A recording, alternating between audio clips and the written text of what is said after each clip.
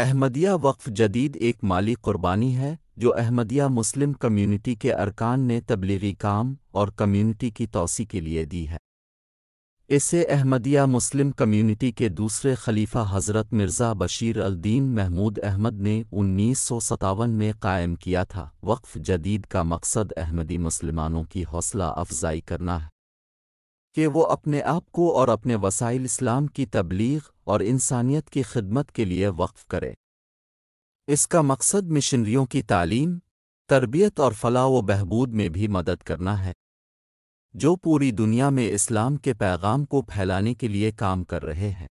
وقف جدید کے ذریعے جمع ہونے والے فنڈز کو نئے مشنز کے قیام، مساجد، سکولوں اور ہسپتالوں کی تعمیر اور اسلامی لٹریچر کی اشاعت و تقسیم کے لیے استعمال کیا جاتا ہے۔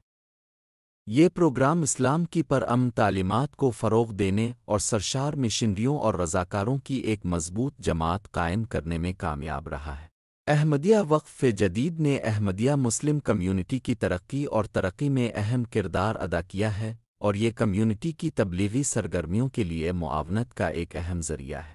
اگلی قسط نمبر 4 دیکھنے کے لیے چینل کو وزٹ ضرور کریں۔